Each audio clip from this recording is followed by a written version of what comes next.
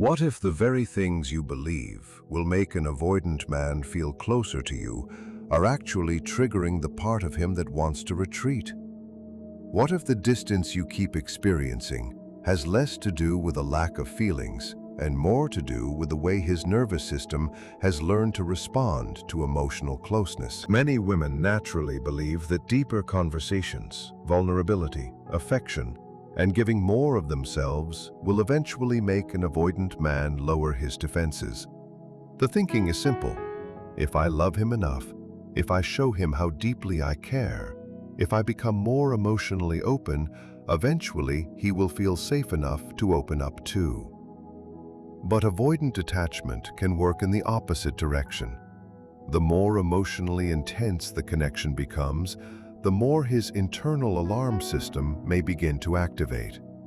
This doesn't automatically mean he doesn't care about you or doesn't want the relationship. It can mean that closeness itself brings up feelings his nervous system has learned to protect him from. You may experience intimacy as reassurance. He may experience it as pressure. You may feel that emotional openness creates security, while he may interpret the same closeness as a possible loss of independence or control. And that is where the confusion begins, because underneath the distance, many avoidant people still want love. They want companionship, affection, acceptance, warmth, and someone they can genuinely connect with. The problem is that they can desire intimacy and fear it at the same time. That contradiction can show up as mixed signals, emotional withdrawal, silence, or sudden changes in behavior. If you don't understand what is happening beneath the surface, you may interpret every retreat as rejection. There is also a common misunderstanding about physical intimacy. Many women assume that great sex will naturally create emotional closeness afterward. They may expect him to become softer, more affectionate, more communicative, or more emotionally available. But that response isn't guaranteed. For someone with strong avoidant tendencies, physical pleasure and emotional bonding are not necessarily experienced as the same thing. While one partner may feel increasingly connected after intimacy, the avoidant partner may simply experience pleasure followed by a desire for emotional space. This doesn't prove that he has no feelings. It means intimacy alone does not automatically resolve the deeper attachment patterns operating underneath the relationship. Think about it this way. You may believe you're opening a door to deeper connection, while his nervous system may be quietly asking for distance so it can feel regulated again. That is why pushing harder usually doesn't solve the problem. When an avoidant man feels pressured, emotionally overwhelmed, or afraid that closeness will cost him his freedom, his protective patterns can become stronger. He may become quieter, more detached, or less responsive precisely when you are trying your hardest to bring him closer. And many of these patterns begin much earlier in life. Some avoidant individuals grew up with emotional environments that were inconsistent, unavailable, overly demanding, or difficult to predict. They may have learned that depending on others could lead to disappointment, that expressing emotions created problems, or that being independent was the safest way to cope. Over time, those lessons can become deeply ingrained. The internal rule becomes something like, stay self-sufficient, stay in control, don't need too much, and don't get too emotionally exposed. That is why trying to force emotional vulnerability can backfire. The more pressure he feels to open up, the more strongly his defenses may appear. A healthier approach is to create an environment where closeness does not feel like a demand. Instead of urgency, there is calmness. Instead of emotional pressure, there is room to breathe. Instead of constantly asking him to prove what he feels, there is consistency and emotional steadiness. The goal isn't to manipulate his psychology. or find some secret trick that forces him to bond with you. The goal is to understand what allows a guarded person to experience connection without feeling overwhelmed by it.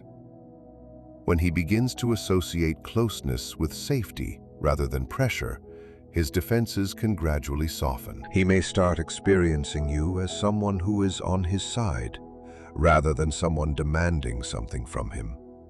Someone who respects his space while still offering warmth. Someone who can remain emotionally grounded without chasing, forcing, or creating unnecessary urgency. That kind of connection can feel very different to an avoidant person. And this is why all the affection and emotional intensity after intimacy may not always create the result you expect. You might experience those moments as deeply meaningful and believe they should naturally bring you closer. But he may process them differently. I've seen this pattern repeatedly. Two people can share an incredibly intimate night. Everything feels warm, effortless, and emotionally connected. In that moment, you may believe the relationship has finally reached a new level. Then afterward, he becomes quieter. He pulls back.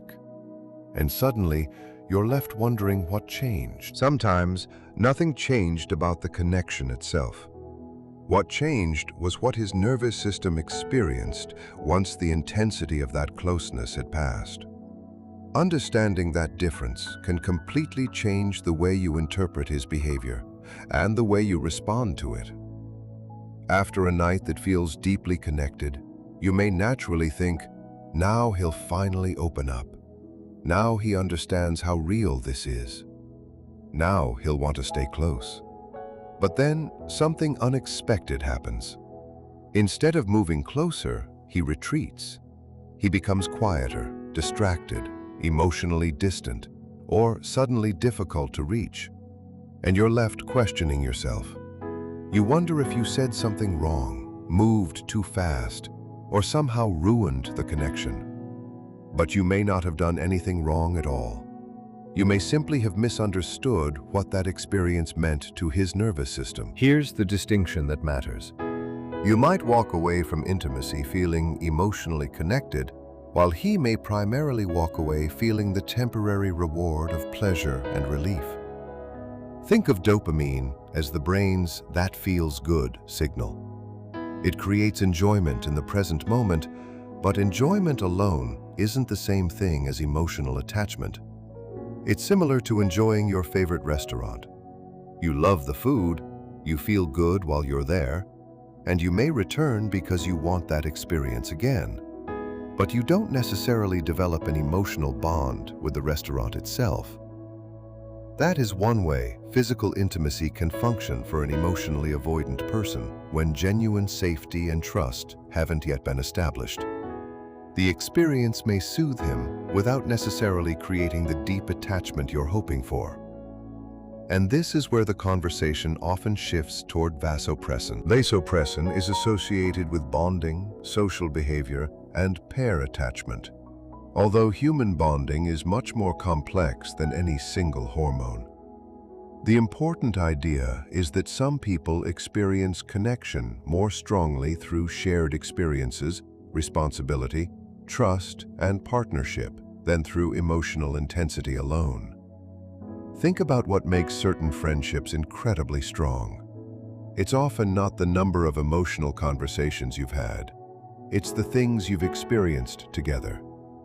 You helped each other through a difficult situation. You built something together. You solved a problem. You supported one another when life became complicated. Those experiences create a different kind of trust. For someone who is highly avoidant, that kind of connection can sometimes feel easier to tolerate than intense emotional vulnerability.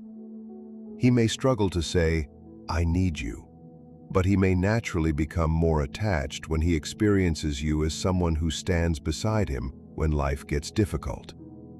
That's an important difference. He doesn't necessarily need you to constantly prove your love. He may need to experience the relationship as a partnership rather than an emotional demand. If all he associates with you is physical pleasure, you may become connected to a particular feeling he enjoys. But when he begins associating you with trust, teamwork, growth, and meaningful experiences, the relationship can take on an entirely different significance.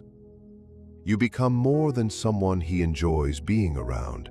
You become someone he has shared life with, someone who has seen him struggle, someone who has stood beside him, someone he has accomplished things with, someone who understands how he operates, and that can create a much stronger sense of partnership. This is why many women make the mistake of believing they simply need to increase affection, have deeper conversations, cuddle longer, or become more emotionally available after intimacy.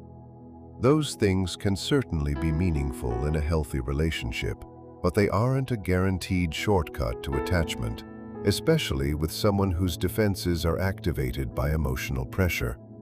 Sometimes, the stronger bond develops through ordinary experiences, planning something together, learning something together, solving a practical problem, supporting each other through a stressful situation, working toward a shared goal. Even something small can create that feeling of being on the same side. It doesn't need to become some dramatic life challenge. What matters is the experience of partnership. This also explains why certain difficult periods can unexpectedly bring two people closer. When a couple successfully navigates a stressful situation together, they may come out with a stronger sense of trust because they now have evidence that they can rely on one another. The struggle itself doesn't magically create love. Instead, the shared experience can strengthen an attachment that already has the potential to grow. And now you can understand why the moments after intimacy can be so confusing. You may see cuddling, talking, affection, and emotional openness as the natural next step toward deeper attachment. But if he experiences intense closeness as overwhelming, those moments may not create the emotional shift you're expecting. He may enjoy the tenderness and still need space afterward. He may feel connected during the moment and then become distant the following day. That doesn't automatically mean he didn't enjoy being with you. It doesn't automatically mean he was pretending. And it certainly doesn't mean you weren't enough. Sometimes, withdrawal is simply the way an avoidant nervous system attempts to regain emotional balance after experiencing more closeness than it comfortably knows how to handle. You can see similar patterns in the friendships of some avoidant people. They may not become emotionally vulnerable simply because they've spent a lot of time with someone. Instead, trust often develops through shared experiences, working together, overcoming problems, supporting each other, or being there when something genuinely matters. Their emotional doors may open through demonstrated trust rather than constant emotional discussion. And this is why physical intimacy should never be treated as a guaranteed path to attachment. Sex can be meaningful, loving, and bonding, but it doesn't automatically heal avoidant attachment or create commitment. Real connection develops through emotional safety, consistency, mutual effort, trust, and the willingness of both people to participate. Once you understand that, you stop blaming yourself every time he pulls away. You stop assuming that giving more affection will automatically make him stay. And instead of trying to force closeness, you begin paying attention to whether the two of you are actually building something together. Because for an avoidant person, the most powerful question may not be, how deeply can I make him feel? It may be, can we learn how to feel safe while building a life side by side? That is where real attachment has the opportunity to grow. That sense of partnership is what can help him feel secure, valued, loyal, and more willing to invest. And once you understand that, you stop looking at intimacy as a way to force attachment and start seeing it as a way to create emotional safety. The important thing is not finding a secret technique that magically makes a man bond with you. Human attachment is far more complicated than activating one hormone. But the way you approach closeness can absolutely influence whether an avoidant person feels relaxed or pressured. Many women naturally express affection in the way they personally enjoy receiving it. They kiss gently, become emotionally intense, offer lots of reassurance, and create a soft atmosphere of closeness. There is nothing wrong with that. But if a man has strong avoidant tendencies, too much emotional intensity too quickly can sometimes activate his defenses rather than make him feel closer. From the outside, he may look perfectly calm. Inside, however, he may be becoming tense. His thoughts may start racing. He may become hyper-aware of the closeness. He may suddenly feel the need for more personal space. And afterward, you might notice him becoming quieter or more withdrawn. This is where many women immediately turn the blame toward themselves. They think, was I not attractive enough? Did I do something wrong? Did he stop liking me? Was the connection not as meaningful to him as it was to me? Not necessarily. His reaction may have more to do with the way he has learned to regulate intimacy than with anything you did. An avoidant person can genuinely want connection while simultaneously becoming uncomfortable when that connection becomes emotionally intense. That contradiction is one of the hardest things to understand. He can want you and still need distance. He can enjoy being close and then feel the urge to pull back. He can care deeply and still struggle to tolerate emotional exposure. That doesn't mean you should manipulate his nervous system or perform some special routine to make him attached. Instead, the healthier goal is to create intimacy that feels mutual, relaxed, playful, and pressure-free. When closeness becomes something both people participate in, rather than something one person is trying to achieve from the other, the emotional atmosphere changes. He doesn't feel like he's being tested. He doesn't feel like he has to perform perfectly. He doesn't feel responsible for producing a specific emotional reaction for you. Instead, he feels like the two of you are sharing the experience together. That sense of partnership can be surprisingly powerful. Playfulness can help too. A light comment, a shared laugh, curiosity, or simply being willing to explore the moment together can make intimacy feel less serious and less threatening. Instead of creating an atmosphere where everything feels emotionally loaded, you allow room for spontaneity. You don't have to become someone you're not. You don't need to suppress your emotions or act distant just because he's avoidant. You simply want to avoid turning every intimate moment into a test of whether he is finally going to commit. That pressure can make someone who already fears closeness retreat even further. Another underrated part of connection is communication. Some people assume intimacy has to be completely silent and serious. But gentle communication can actually keep both partners emotionally present. Simple expressions of appreciation, playful comments, asking what feels comfortable, or telling him what you enjoy can make the experience feel collaborative instead of isolating. For someone who tends to disappear into his own thoughts, that shared communication can help keep him grounded in the present moment. Instead of being trapped inside his head, he's participating with you. And that is what matters. The strongest connection isn't created because you found the perfect words or discovered a secret physical technique. It develops when two people feel safe enough to participate, communicate, laugh, explore, and be themselves without constantly worrying about whether they are doing everything correctly. Avoidant men are not a completely different species. and there is no single biological formula that explains every man with avoidant tendencies. But many of them do respond better when closeness feels natural rather than forced. And here's where things become even more interesting. When an avoidant man genuinely develops trust, he may eventually begin showing you parts of himself that he normally keeps hidden. You may hear about fears he rarely discusses. You may discover insecurities he has spent years covering up.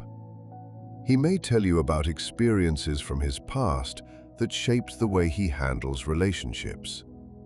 He may finally explain why certain situations make him withdraw, why commitment sometimes scares him, or why he needs distance even when he cares.